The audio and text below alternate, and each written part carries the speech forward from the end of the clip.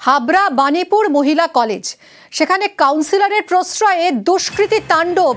এমন পর্যায়ে এই দুষ্কৃতী তাণ্ডব যে অধ্যাপকদের মাঠে ক্লাস না করে কলেজ চলাকালীন মাঠে পাহারা দিতে হয় অধ্যাপকদের। কথা বলবো জিয়াউল আমাদের প্রতিনিধির সঙ্গে। জিয়াউল, এটা একেবারেই অভিপ্রেত নয় যে কোনো শিক্ষাঙ্গনে অধ্যাপকরা মাঠে পাহারা দেবেন ক্লাসরুমে না থেকে। কেন এরকম একটা পরিস্থিতি হয়েছে, ঠিক কি করে এখানে দুষ্কৃতীরা এসে? দেখো, হাবড়া বানিপুর মহিলা কলেজ, সেখানে দেখা যাচ্ছে মদের আসর বসছে, অর্থাৎ কলেজ রুমের আসর বসছে, অর্থাৎ কলেজ রুমের মধ্যেই মদের আসর, এবং সেখানে অর্থাৎ সেই জমি দখল হয়ে যাচ্ছে। এবং এ নিয়ে একাধিকবার সোচ্চার হয়েছেন কাউন্সিলর এবং এলাকার যিনি অর্থাৎ প্রিন্সিপাল রয়েছেন, তিনি একাধিকবার থানায় অভিযোগ দায়ের করেছেন, বিধায়কের কাছে অভিযোগ করেছেন, যাতে এই অর্থাৎ এই যেভাবে এই মদের আসর বসানো হচ্ছে এবং যেভাবে একের পর এক জমি দখল হয়ে যাচ্ছে, কলেজের জমি দখল হয়ে যাচ্ছে, সেগুলো থেকে নিষ্পত্তি হোক, অর্থাৎ সেগুলো দখল বন্ধ হোক। এবং যেভাবে মহিলা কলেজের মধ্যে পুরুষদের আনাগোনা, পুরুষ সেখানে মদ্যপান করা, এরকম একাধিক ভুরি ভুরি অভিযোগ রয়েছে এবং এ নিয়ে একাধিকবার সোচ্চার হয়েছেন, কিন্তু কোনো কাজের কাজ হচ্ছে না। ফলে তিনিও কিন্তু ভয়ে আতঙ্কে রয়েছেন, তার কারণ যে সমস্ত মহিলারা। জিয়াউল, খুবই আতঙ্কে রয়েছেন এখানকার ছাত্রীরা এবং অধ্যাপকরা। হ্যাঁ, অবশ্যই আমরা মদের বোতল দেখেছি সেখানে, তাছাড়া আরো অন্যান্য যাতে যেমন সিগারেটের প্যাকেট, এছাড়া গ্লাস, এরকম অনেক কিছুই আমরা দেখেছি। এর সাথে সাথে অনেক যানবাহনও চলে ওখান থেকে, বাইক, সাইকেল, তারপরে হ্যাঁ মাঠের মধ্যে দিয়ে চলে এগুলো। প্লাস আরো অনেক প্রবলেমই আমাদের হয়। কি চাও এগুলো বন্ধ হোক? হ্যাঁ, অবশ্যই এগুলো বন্ধ হোক চাই, যেহেতু আমরা মেয়ে, আমাদের একটা নিরাপত্তার অবশ্যই দরকার আছে। আমাদের সমস্যা অবশ্যই আতঙ্কের মধ্যে আছি আমরা। আমাদের আতঙ্কের মধ্যে একটা ক্লাস হয়, আমাদের প্র্যাকটিক্যাল ফিজিক্যাল এডুকেশনের প্র্যাকটিক্যাল হয় মাঠে। এবার আমাদের পাঁচিল দরকার, কারণ আশেপাশের ছেলেরা মানে লোকজন স্মোকিং করে, প্রচুর মদের বোতল দেখা যায়। তারপর হচ্ছে সমস্যা হলো কখন কি হয়ে যায়, আতঙ্কের মধ্যে বলতে গেলে আছি। চাইছি বলতে আমাদের পাঁচিল করা হোক।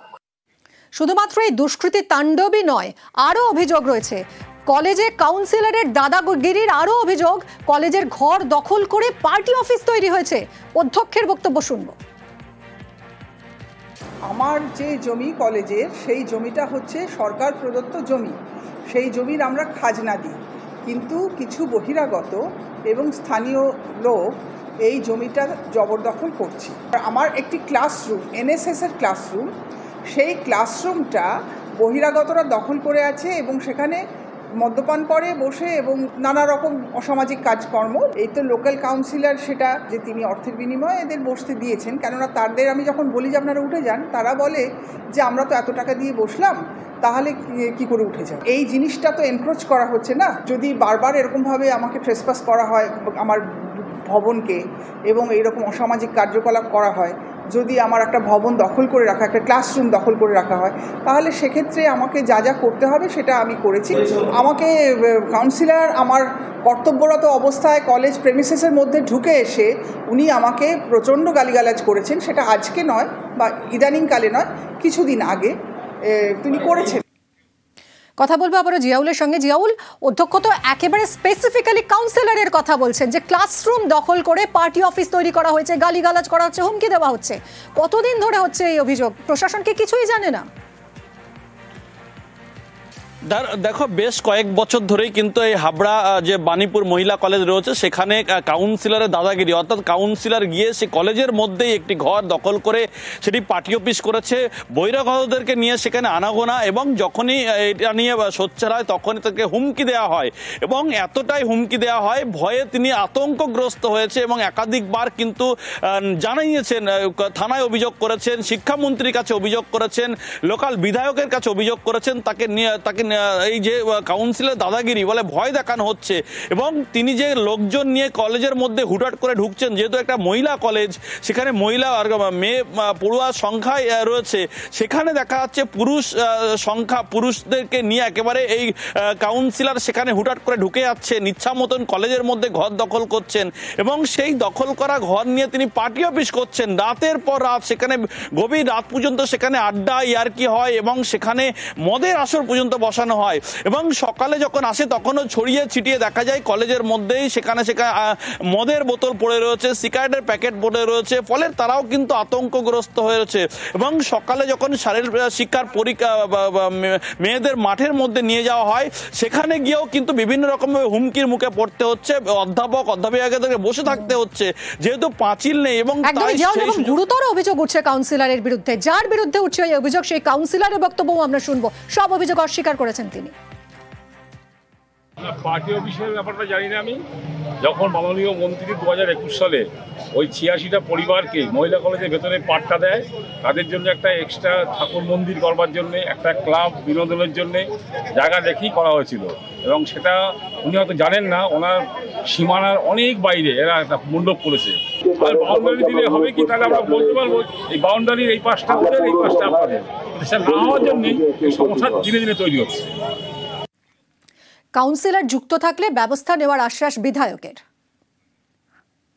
আমাকে একটা চিঠি দিয়েছিলেন উনি, কিন্তু আমি চিঠিটা বলেছিলাম চিঠিটা ঠিক হয়নি। চিঠিটা দিতে হবে মাননীয় শিক্ষামন্ত্রী শ্রী পার্থ বসুর নামে দিতে হবে, যে ওনার যেটুকু মহিলা কলেজের যেটুকু প্রাচীর নেই সেটুকু প্রাচীর অবশ্যই আমরা সরকার থেকে চেষ্টা করবো, যে কোনো ফান্ড থেকে চেষ্টা করবো ওটা করে দেবো। কিন্তু এর পাশে 80টা লোকের পাট্টা দেওয়া আছে গরিব মানুষকে, এটা গভর্নমেন্টের পাট্টা দেওয়া হয়েছে আমাদের। স্বাভাবিকভাবেই উনি একটা যে চিঠিগুলো আমাকে দিচ্ছেন সেই চিঠিগুলো ঠিক প্রপার না, আমাকে অ্যাড্রেস করে চিঠি দিচ্ছেন না, আমাকে অ্যাড্রেস করে চিঠি দিলে হবে না। বিধায়ককে তো জানি, সবসময় জানাই। শিক্ষামন্ত্রীকে তো সরাসরি জানানোটা আমাদের নয়, আমাদের নিয়ম হচ্ছে সিএস ডিপার্টমেন্টের থ্রু যেতে হবে, সেটা আমরা জানিয়েছি। কলেজ স্পন্সর ডিপার্টমেন্ট জানে যে আমার প্রাচীর নেই, আমি বারবার প্রেয়ার করছি। হাবড়া হসপিটালে একদিন আমার সঙ্গে দেখা হয়েছে, তখন আমি ওনাকে সব কথাই বলেছি। অতি সম্প্রতি আমি শিক্ষামন্ত্রীকে খুব সম্প্রতি 9 সেপ্টেম্বরে আমি ওনার ঘরে চিঠি দিয়ে এসেছি এবং ডিপিআই ম্যাডামকেও চিঠি দিয়ে এসেছি। ফেব্রুয়ারি বা মার্চ মাসে আমার সঙ্গে হাবড়া হসপিটালে কথা হয়েছিল। প্রিন্সিপালের সঙ্গে কথা বলেছেন পুরো চেয়ারম্যান, প্রিন্সিপালের সঙ্গে কথা হাবড়া থানার আইসিরও।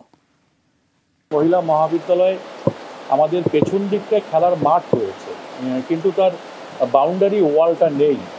বিকেলের পরে সন্ধেবেলায় রাত্রে এখানে অনেক মানুষ আসেন, সেই ক্ষেত্রে প্রচুর মানুষ এসে অসামাজিক কাজ হতে পারে, সেগুলো নিয়ে ম্যাডামের একটা অভিযোগ রয়েছে। সেটা হচ্ছে যে আমাদের প্রথম ডিমার্কেশনটা করা প্রয়োজন এবং এডুকেশন ডিপার্টমেন্টের সাথে কথা বলে যাতে বাউন্ডারি ওয়ালটা করা যায় সেই বিষয়ে আমাদের মাননীয় বিধায়ক জ্যোতিপ্রিয় মল্লিক মহাশয়ের সঙ্গে সমস্তটাই বলবো। ওটা মহিলা কলেজ, স্বাভাবিক কারণেই ফার্স্ট প্রায়োরিটি আমাদের কাছে যে এর বাউন্ডারি ওয়ালটা করা।